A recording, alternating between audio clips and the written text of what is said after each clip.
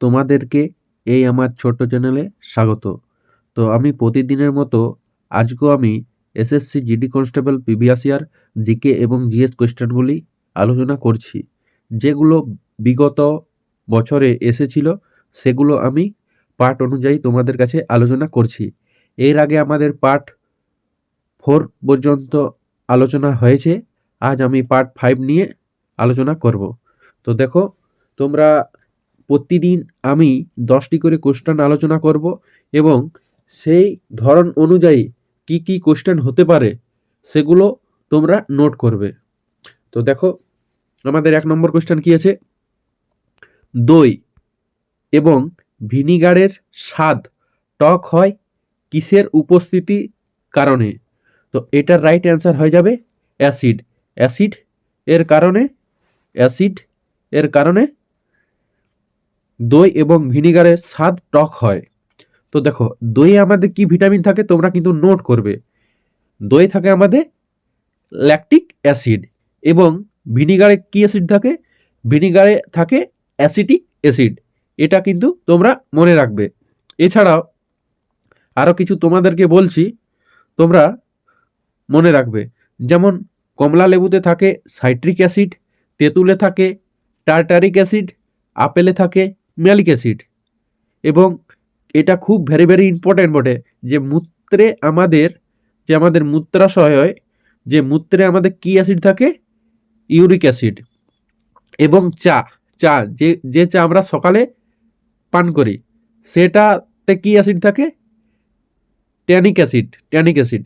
Next আমাদের 2 নম্বর question কি আছে দেখো, যে কাকে ভারতের রকেটের প্রযুক্তি অগ্রদূত কৃতিত্ব দেয়া হয়?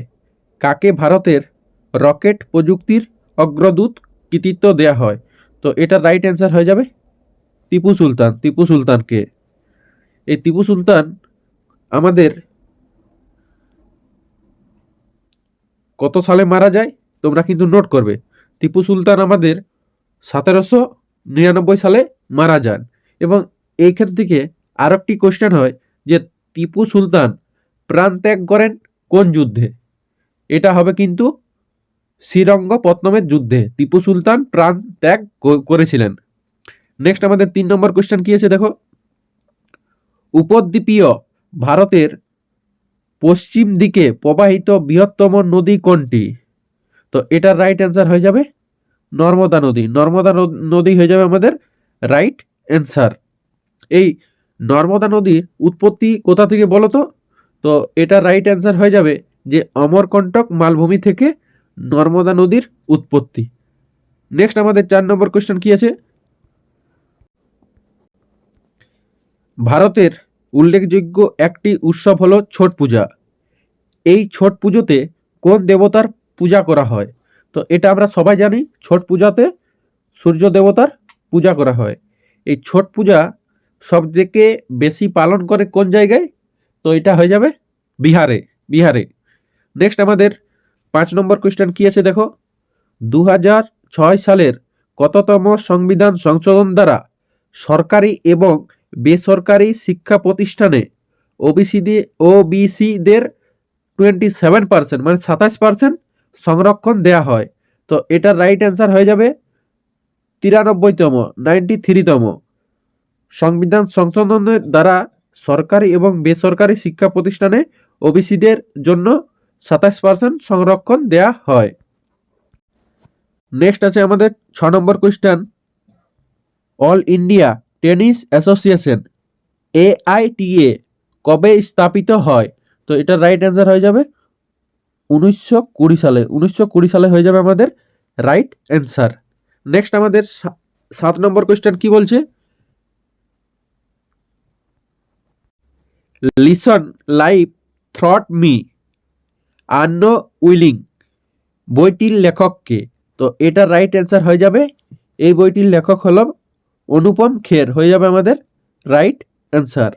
নেক্সট আমাদের 8 নম্বর কোয়েশ্চেন কি বলছে, জিডিপি কে প্রকাশ করা হয় দুটি পদ্ধতিতে, একটি হলো নমিনাল জিডিপি এবং অপরটি কি? তো অপরটি হয়ে যাবে রিয়েল জিডিপি হয়ে যাবে আমাদের রাইট অ্যান্সার। এই জিডিপি থেকে একটা কোয়েশ্চেন হয় পরীক্ষাতে খুব আসে যে জিডিপির ফুল ফর্ম কি, তো এটা রাইট অ্যান্সার হয়ে যাবে গ্রস ডোমেস্টিক প্রোডাক্ট হয়ে যাবে রাইট অ্যান্সার। নেক্সট আমাদের 10 নম্বর কোয়েশ্চেন কি আছে দেখো,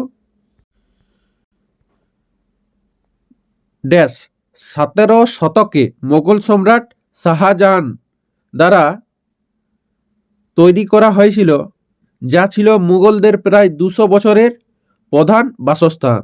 তো এটার রাইট অ্যান্সার হয়ে যাবে দিল্লির লালকেল্লা। 17 শতকের মোগল সম্রাট শাহজাহান দ্বারা তৈরি করা হয়েছিল এই দিল্লির লালকেল্লা, যা ছিল মুঘলদের প্রায় 200 বছরের প্রধান বাসস্থান। এই দিল্লিতে আমাদের কি কি আছে বলো তো? লালকেল্লা আছে, লোটাস টেম্পল আছে, তাজমহল আছে।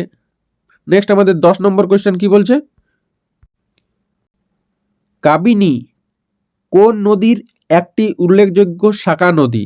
এই কাবেরী নদীর একটি উল্লেখযোগ্য শাখা নদী। তো এটা রাইট অ্যান্সার হয়ে যাবে কাবেরী হয়ে যাবে আমাদের রাইট অ্যান্সার। নেক্সট আমরা পার্ট 6 ভিডিও নিয়ে আসবো।